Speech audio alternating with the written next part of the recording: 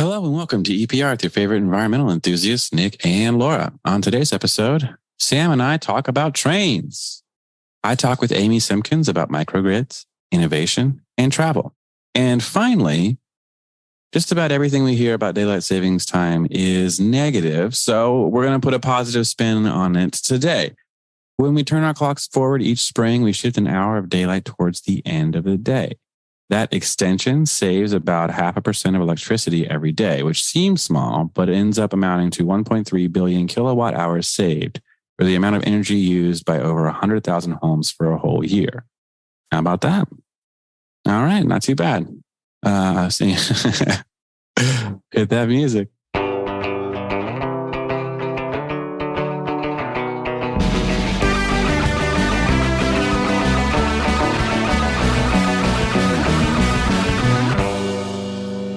NAEP will be hosting the Advanced NEPA training virtually on August 23rd from 8 a.m. to 4:30 p.m. Eastern Time.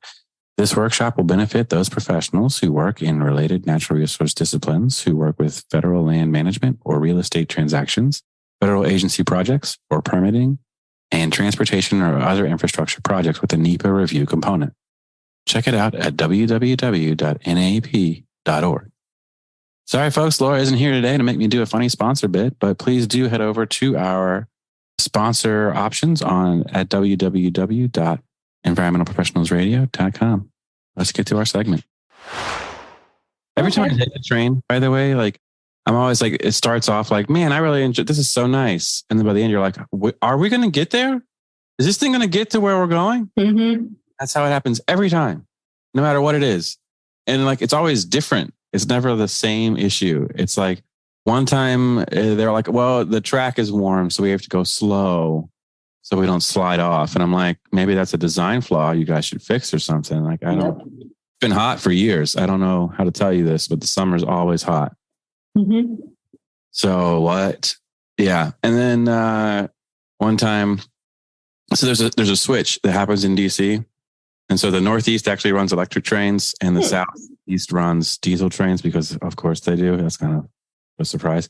So the electric train switches. I'm coming from New York, I'm taking the train all the way down to Raleigh from New York. And the switcheroo, they put the new engine on and it won't start up. And there's no AC. Again, it's the middle of summer.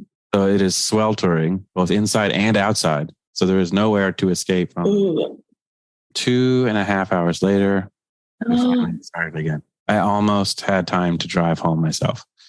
So, oh my God, that's what I would have done. See you guys. Good luck on the train.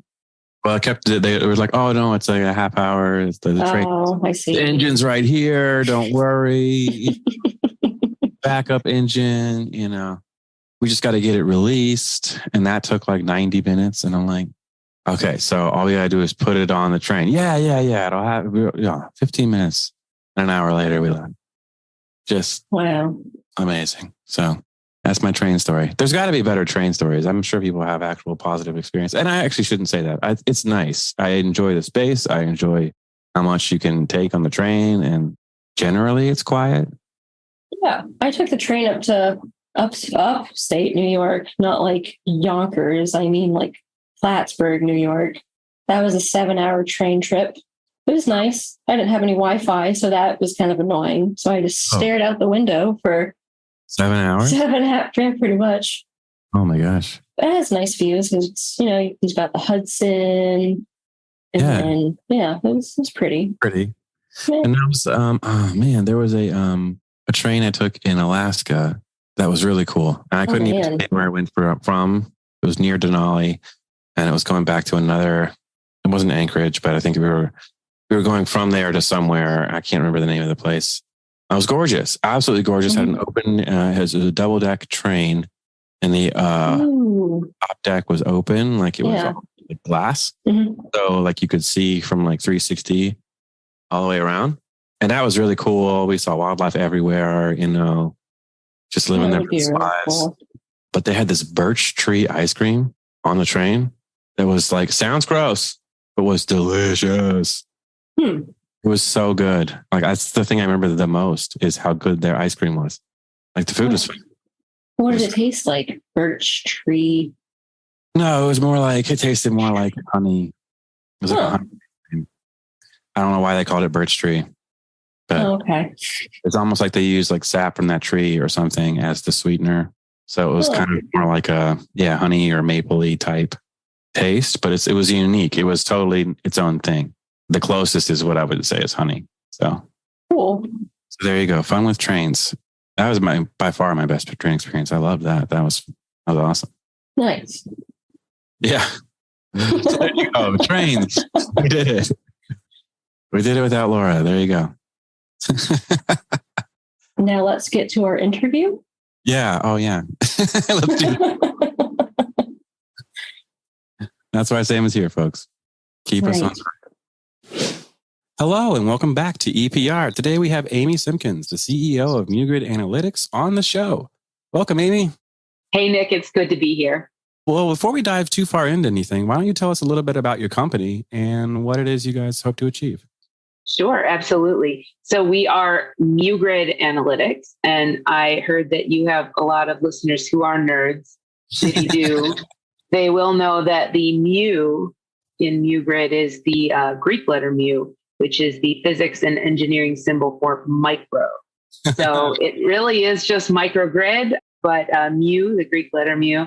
There's a funny story about that. I think when we started the company, the first name was renewableenergyanalytics.com, all spelled out. And I think I typed my email address twice and I was like, nope, we can't do, this is not workable. We cannot do this. And so we went on the hunt for a cool business name that also was short. And I think we achieved that in spades. So yeah, muGrid, as you can tell from the name, we like to work on microgrids, both the islanded kind that are, out in the middle of nowhere and providing energy where there would otherwise be no energy, but also grid connected microgrids, where we do a ton of work in the United States and around the world on projects that with sites that want to have distributed energy resources in order to save money on their utility bills, get other revenue streams, get a return on their investment, but also want the resilient backup power of a microgrid when the grid is down or when there's power quality issues. So we help close the gap between design of microgrids and the economic operations of microgrids.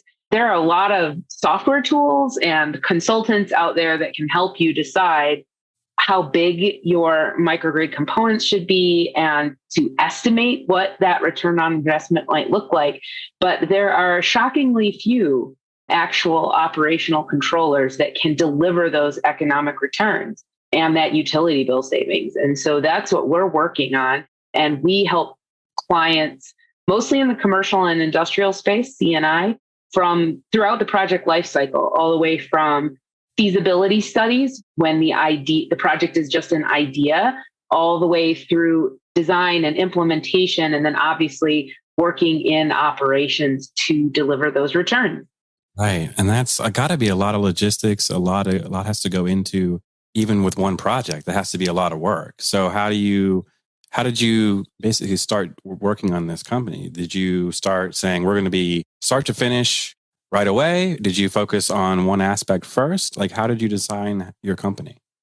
Definitely. Yeah. So definitely not start to finish at first. Right. It's funny. We're very reluctant. We're reluctant design engineers, reluctant operators. My business partner was the founder of the company. He spent 7 years at the National Renewable Energy Lab in Golden, Colorado, NREL. He was the chief system architect for their REOPT platform. And REOPT is an open, publicly available tool. So if you are into modeling and analysis and using data to decide how to design your system, you should go check out REOPT.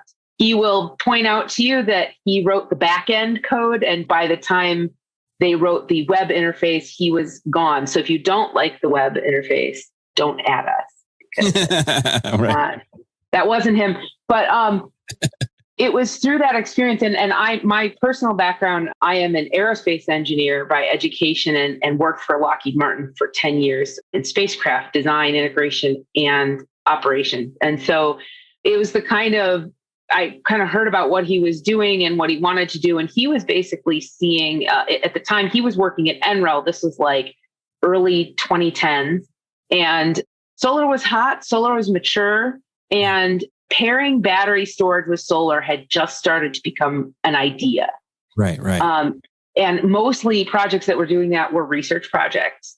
And even at the lab, they were tending to just kind of throw projects out there to see what happens. Let's just put a battery here and see what it does. Right. And Travis was like, you can model these things. And his background is electrical engineering. He was an integrated circuit designer, which if you know anything about that is all about modeling. And of course, working on spacecraft, we do a significant amount of modeling because by the time the chip goes to the fab, if you're an integrated circuit, or the spacecraft gets launched, if you're in the spacecraft, things just have to work. You cannot send guys out there with wrenches and, fix things. Like, it's got to be right. And so modeling is key for both of those disciplines. And it turned out that what renewable energy needed at the time in the early teens was more modeling, a better job of calculating what we think it can do over the project lifetime. And so as he was working at NREL, in order to work with a national lab, you got to bring big national lab style dollars to commission studies there. And he saw an opportunity. We saw an opportunity together to say, hey, there's actually a lot of like small, mid-size, even larger commercial and industrial places that are interested in this, that want to see what the benefits are, but can't really hire the lab to do this for them. They need a consultant. So muGrid started as a consulting firm, and we did a whole pile of feasibility studies. So, just taking a site that said, hey, I heard that you should put storage with your solar. I heard you can get backup power out of this. Tell us about how that works. And we developed a whole bunch of modeling tools to do that, to estimate economic savings, to estimate resilient backup power duration, and then to give them designs. And at the time we said, now when you are ready to build the system, surely you will find manufacturers who can do this for you. And color us shocked when that turned out not to be the case. And it was embarrassing for us because, we had said with such confidence, like, here's what the operational strategy should be. Here's what it should look like. And then the vendor that came in to do it, because we didn't at that time, the vendor that came in to do it just completely bombed the thing. And we're horrified going, we told them, we were the ones who told them, that it was going to be okay. And we're definitely DIY people over here. And so it was kind of, well, if you want something done right, you've got to do it yourself. And how do you get involved in operations? Well, for now, to get involved in operations, you get involved throughout the whole project. And so we walked with a lot of projects from their feasibility phase, where we were helping them with that, and said, hey, by the way, we can help you. We can help you with the rest of this, because we've seen other clients run into trouble and not get what they had initially intended. And so if you want someone on your side, we can do that for you. And so that's kind of how we've evolved. And, will it always be that way? Will we always be like total project lifecycle? I'm not really sure. I do know that there is a link between the design phase and the operations phase. It's like a verification validation thing that, like, at the beginning of the project, you have to say what you want and you design a system to meet your objectives. And then you should go and make sure that it met your objectives. Right. If you never say that, what was the point? And so I definitely see that tie. I will say it is pretty difficult to work only on the beginning and end of a project and lose the middle. So yeah, it's always an interesting thing. We're a startup, we're a small team. And so we're constantly evolving. We're constantly evolving our thinking, our approach. Sometimes it's adapting to our clients, but we like it that way. I think a lot of bigger outfits accuse us of not being very, scalable, but we enjoy making sure that the client gets the right thing for them. Of course. Yeah. Which makes a ton of sense. And So when you talk about scalability, or you talk about the scale of these projects, so what are you working on? How big are they? How small can they be? How do you decide like, oh, this is a project we can go after and this one maybe isn't for us?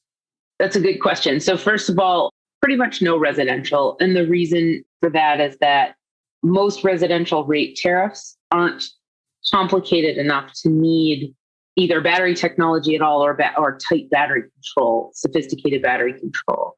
When you start getting into commercial rate tariffs and things get complicated pretty quickly, and the more complex it gets, the more intelligence you need to dispatch the system, to dispatch the battery. And so we're definitely focused on the commercial industrial space. So what's larger than the CNI space is utility scale. And there's definitely, we've definitely done some work in the utility scale directly grid tied systems.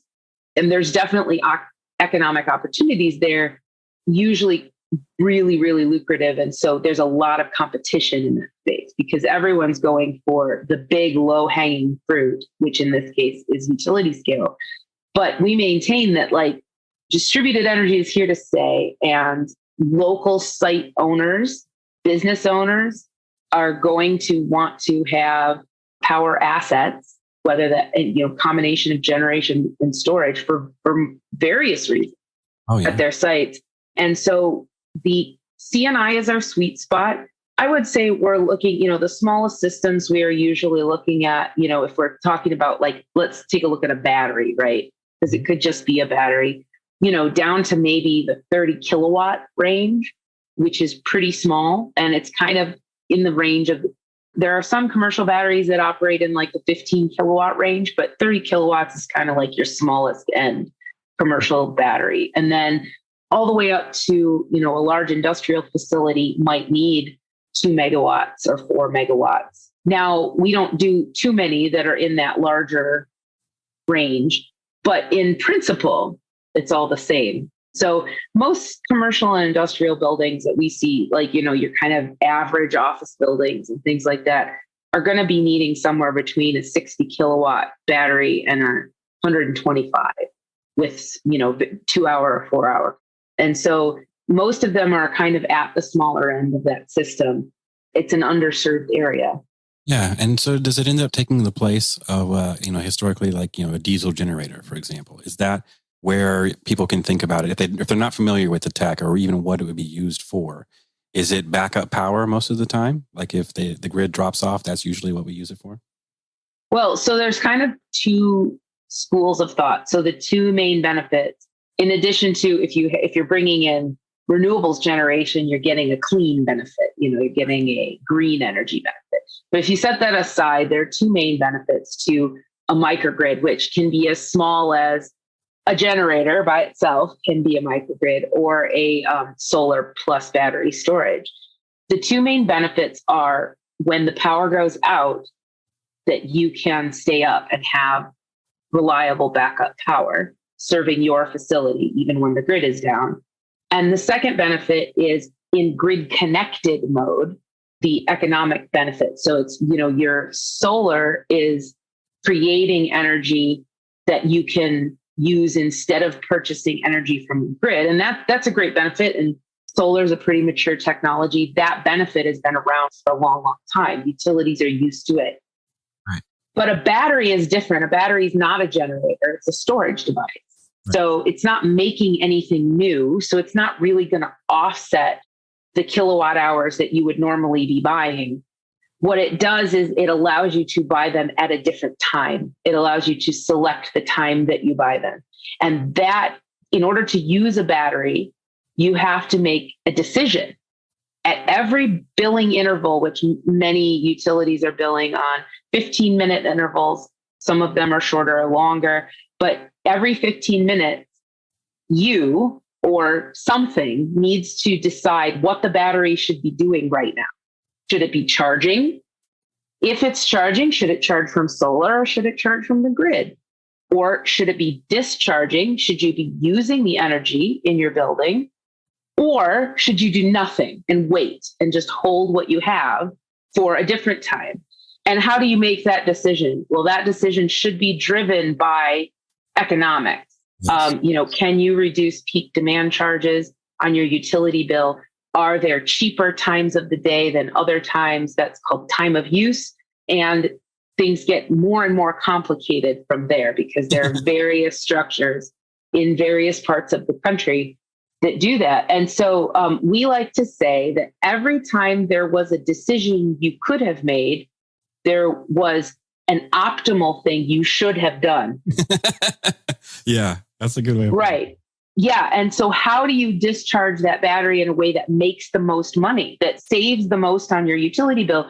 Because ultimately, even if you want backup power, and even if you're willing to pay for backup power, like a generator, the payback of saving money on your utility bills for your system cost justifies the system. If more systems are cost justified, more systems get to be deployed out there. We get more renewable energy. We get more grid supportive, demand supportive technology out on the grid.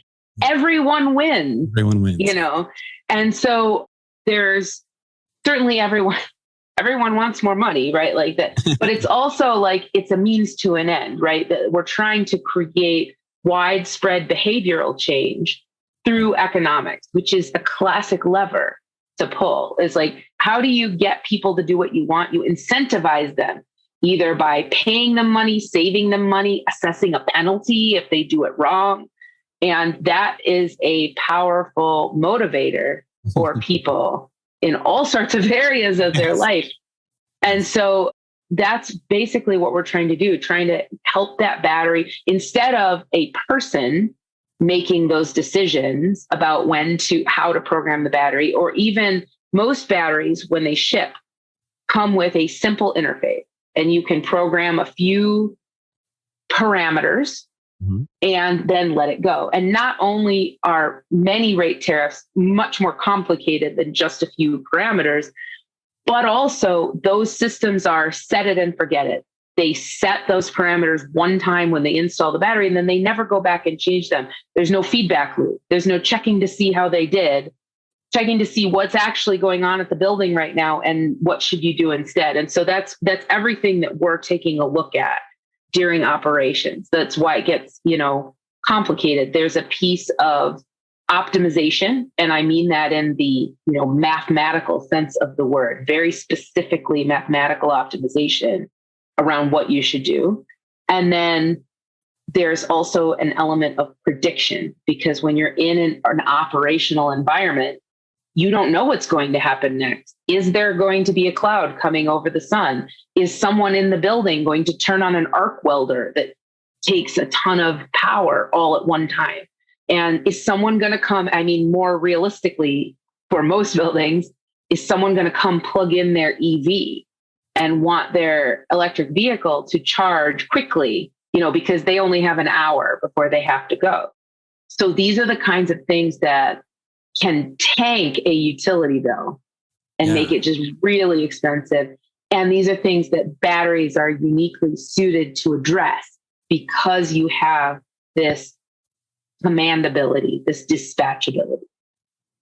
That is very, very cool. So I imagine there's got to be challenges when you're talking about changing the way that people approach something. That's, this isn't quote unquote necessarily new, but it's new to a lot of different people. So what are those challenges that you run into and how have you managed them? Yeah, that's a really good question. Whew. Well, let's see. A couple of things. The industry, I think, and if you listener have been in the industry for any time at all, you'll know we have some odd marketing issues as an industry. In some ways, there's a lot of skeptics out there. And so there's a lot of naysayers. But then on the other side, I think we have a tendency as an industry to overpromise. Right. And that makes sense because, we're all in this very innovative time of life. And, lots of things are happening all at once. We're all building out capabilities as we speak. Yeah. And so there's perception out there that capabilities are ready and are mature that are actually still in development. And so that's one of the challenges is, we come out and say, hey, we're going to maximize your return on investment. And site hosts will say, well, doesn't that already exist? Doesn't everybody do that? And it actually has been, again, we were shocked. We thought everyone did that. Yeah. And turned out that not.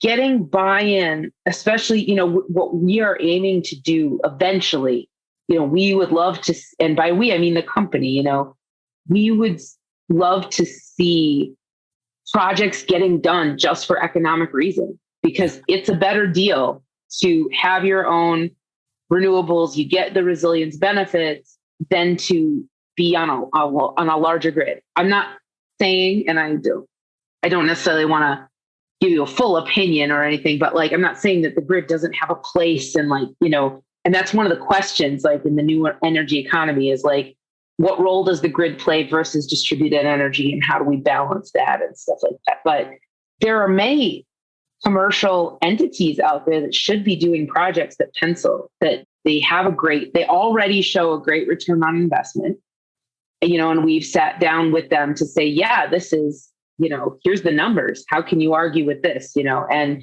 even if you knock it down, and say, well, in reality, it might not be that good. It's still good.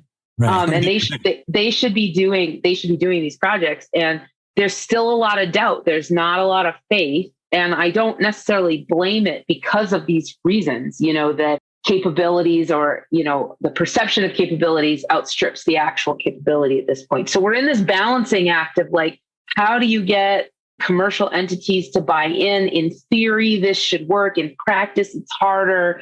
What is the maturity of the technology? How mature does it have to be to get business owners to buy in without having to teach them the whole thing, having to instruct them in the system? So what we're seeing right now is a large influx of government funding, which actually is really well timed in a bunch of ways.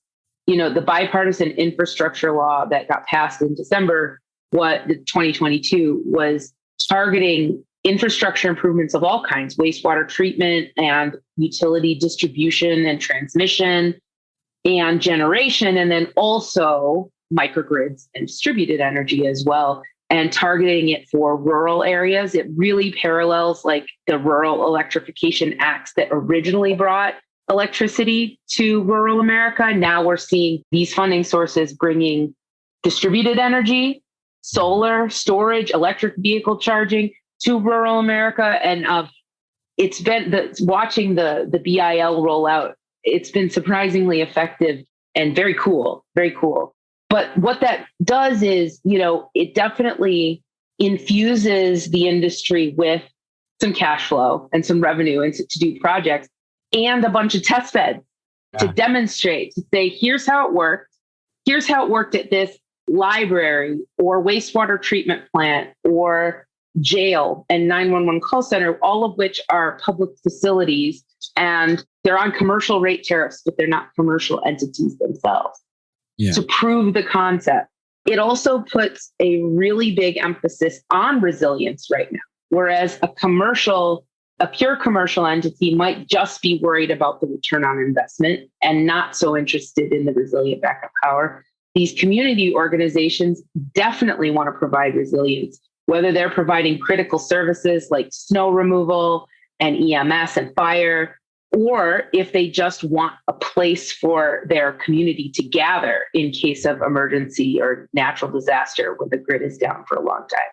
And so it puts the focus on community buildings. It puts the focus on resilience in a way that a pure commercial system would not. But I think that's going to make the conversation richer once the market is ready for those commercial systems.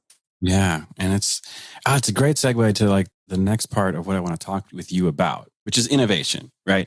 I think just looking through your history and your resume, that's something that pops up several different times in several different ways. And we talk about innovation when it comes to technology. Sometimes it's, need-based, the military realizing, hey, maybe it's not a good idea for our grids to be tied to commercial properties, and we should be doing something independently. So if that goes down, we can still work, right? And that's one of the pushes for renewable energy for the military. So when you talk about now there's money, there's an incentive, there's other things coming in here to kind of spur some of this innovation on. Is that the healthiest way to do innovation? Is it working? How else do you see innovation when we talk about that term? How do you see it in the commercial space that you're in? Oh, I have so many opinions. I want them all. Innovation is one of my favorite topics. It's one of my favorite topics independently of energy, of being in the energy industry. I have strong feelings about the way that innovation is typically done through investment, which is an economic motivation to innovate. And while I appreciate the freedom and flexibility and inflow of investment cash provides, and I'm not saying that we definitely need that. Innovators definitely need to be paid. They need to be not worrying about putting food on the table, while they're doing this innovative work, because nothing will squelch creative thought like worrying about where your next meal is coming from, right? So there's that piece, but the flip side of that, the shadow side of that, is that there's such a focus on getting to scalability soon. And this probably won't surprise you, because I think I already talked about having a complicated relationship with scalability that and it's not that I don't like scalability. I want to build a business as much as the next person. And the way to build out, a revenue model and a business plan is to scale.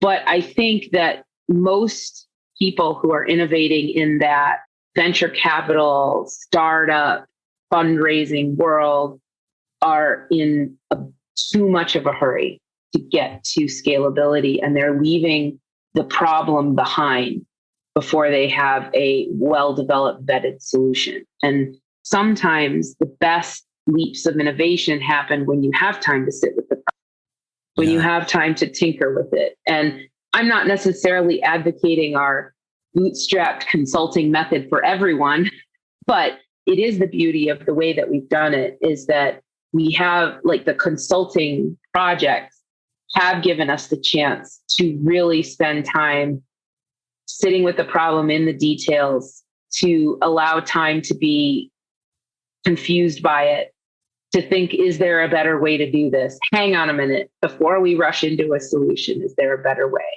than the way I was initially thinking? Because you're not always in a rush to get to the next milestone, to get to the next success.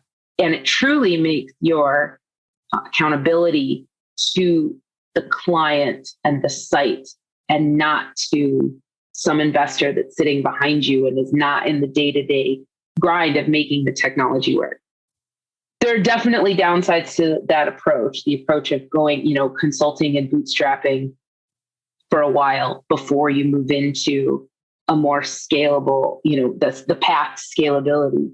And, one of those is just having to divert attention from development, from innovation, to getting the work done, that you propose to a client that you're going to get paid for, right? And so that has to happen too. So there's pros and cons kind of to both ways, but I definitely think that economic factors can, like I said, can motivate behavioral change, can motivate change in general. That's kind of the fundamental principle of capitalism. And, for better or worse, it's what we got. But we shouldn't forget that even though it's a really powerful force for creating change, it's not necessarily the best tool in the toolbox for every single phase of development. Yeah. And, it's interesting. So in your book, Spiral, A Catalyst for Innovation and Expansion, you talk about a different approach to achieving goals by paying attention to your own natural rhythms instead of a classic step-by-step approach. So do you mind explaining to our listeners what you mean by that? Sure. If you're both nerdy and you like the woo-woo stuff, we'll go there.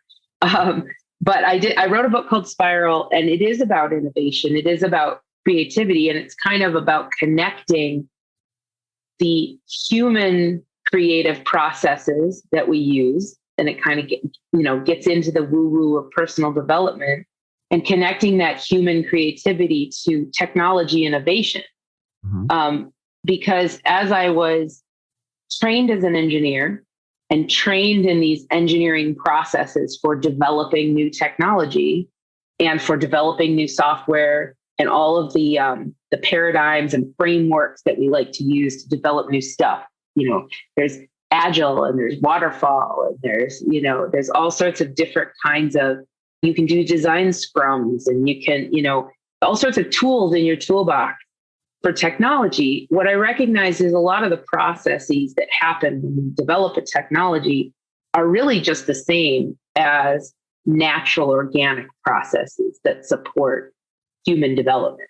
I spend some time linking the very phases of a technology development project that I learned in engineering school, like brainstorming and idea generation, and then implementation and build, and then launch to a client testing and collecting data, and then data evaluation and iteration of the solution being kind of the 4 phases. And I was like, yeah, you know what else has 4 phases? The Earth.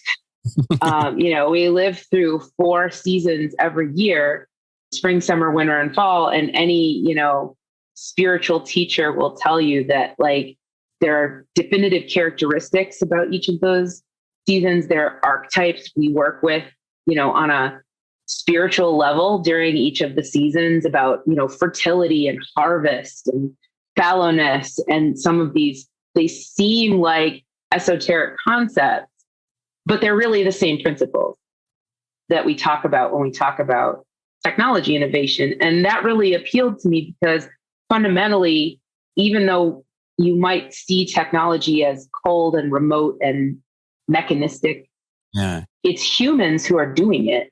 Humans who are enacting the innovation, humans who are having the ideas and then bearing them out into a manifestation. And if that's not magic, manifesting ideas into reality, I don't know what is magic if that's magic, right? And so really that's what Spiral is about. It's kind of half magic and half engineering, because I believe that they're the same at some fundamental level.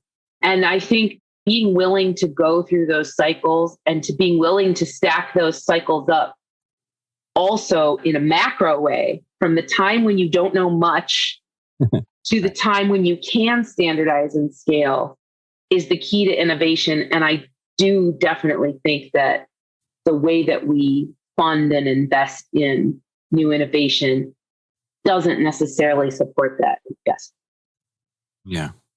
Well, what advice would you have for people? Because I think sometimes innovation is daunting and scary. It's a new thing. We have no idea what's going to happen at the end.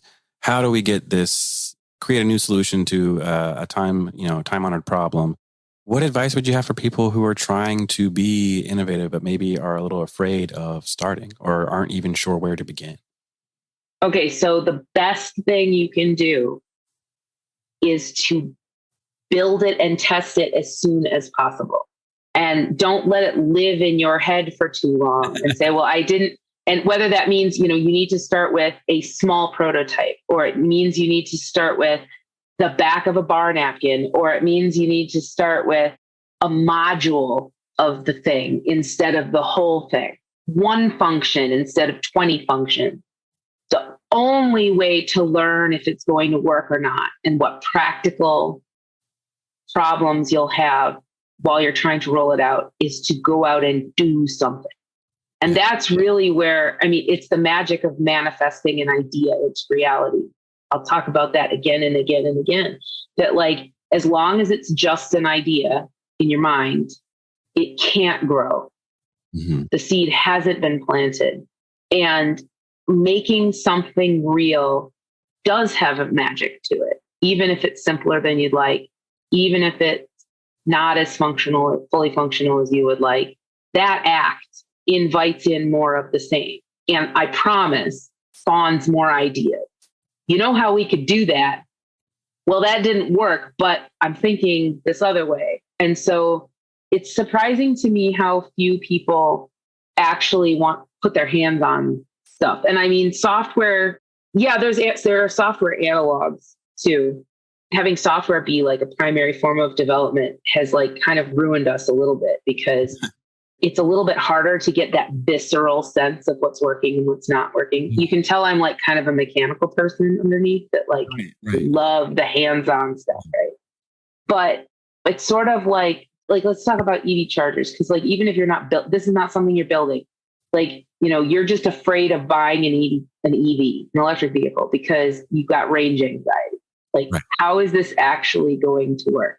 Yes. And so, okay, what we did was we bought a 2012 Nissan Leaf, which is the second year they ever made the Leaf.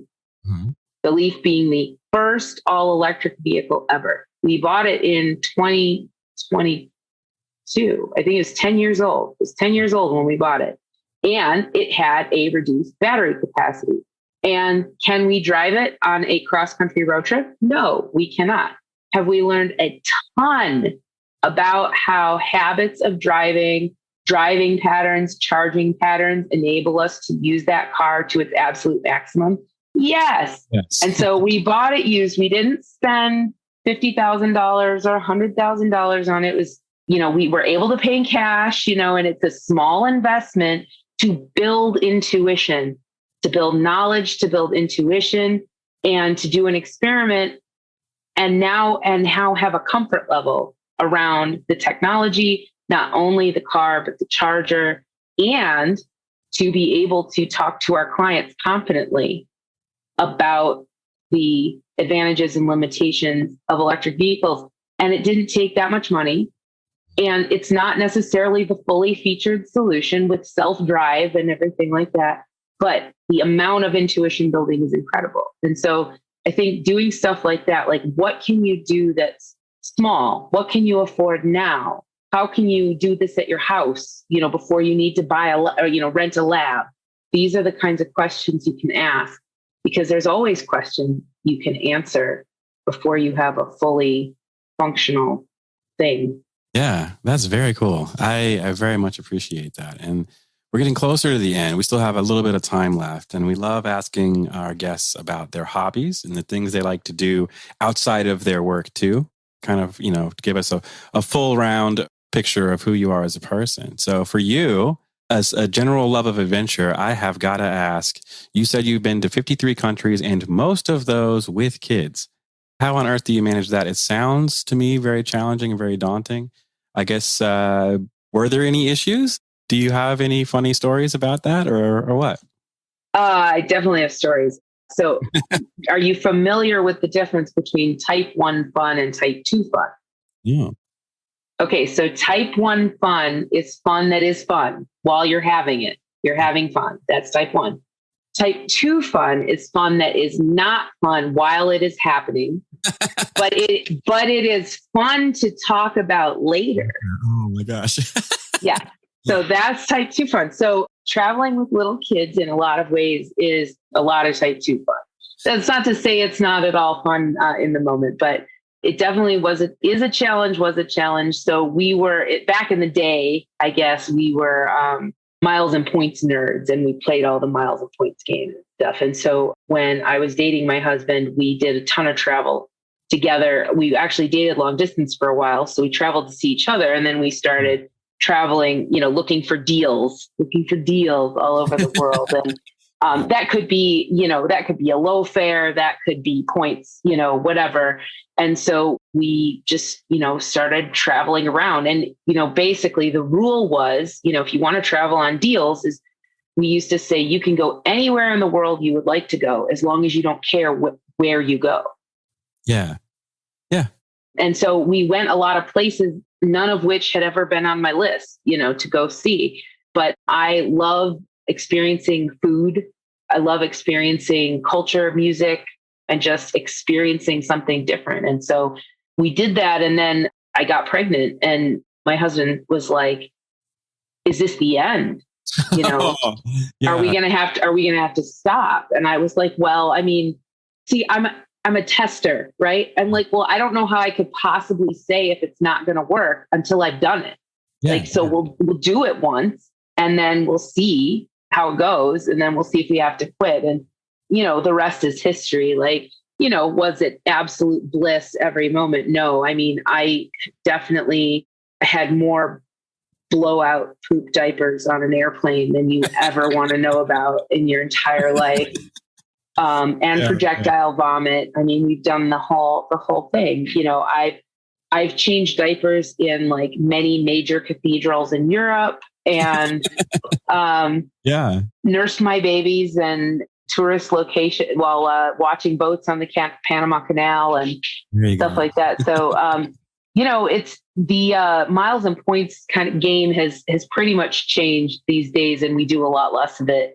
The kids are in school now, and so we're on more of a regular, normal schedule. We try to get 1 or 2 international trips a year, and then we also do a lot of outdoor adventure, national parks and things like that. So, but yeah, it's whenever a trip comes up or a deal comes up and we say, oh, I don't know, are we going to do it? Do we really want to do this? You know, the mantra is we've never regretted saying yes. There you go. That's totally true. Oh, I love that. Yeah. Oh, I love that. Man, I mean, I wish we had more time. I want to ask you 1,000 more questions, but we are getting to the end of it. So I do have to ask, is there anything else we didn't cover that you'd love to talk about before you go? Oh, let's see. I don't know. We covered a lot of ground. You really did. No, I don't think so. Well, then I'm going to ask you one last question about travel. Okay. You talked about, you know, going to places that you weren't necessarily on your list. Is there 1 or 2 that stand out as like you never would have gone, but you are so thankful that you did? Oh yeah. Georgia, the country of Georgia.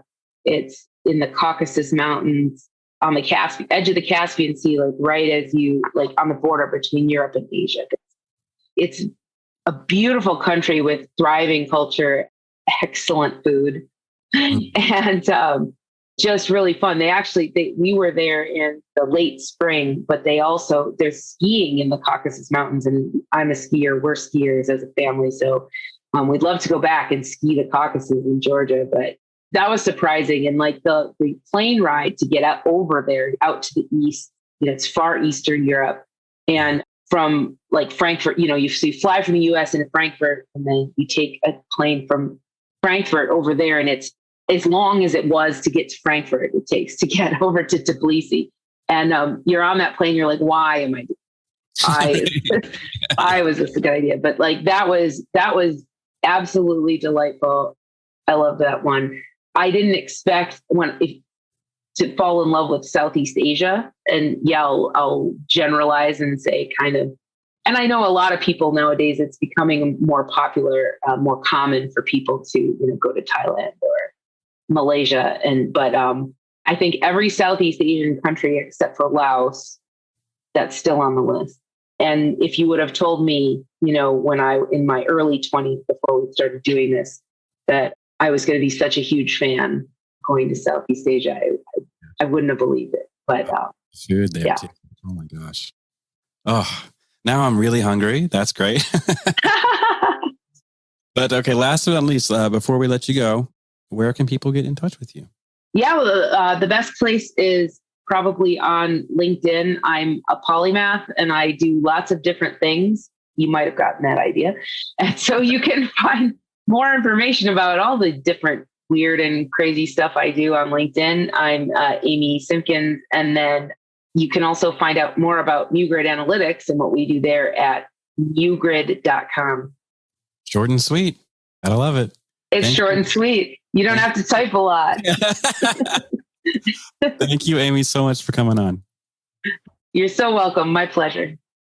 And that's our show. Thank you so much, Amy, for being here today. Please be sure to check us out each and every Friday. Don't forget to subscribe, rate, and review. See ya, everybody. Bye.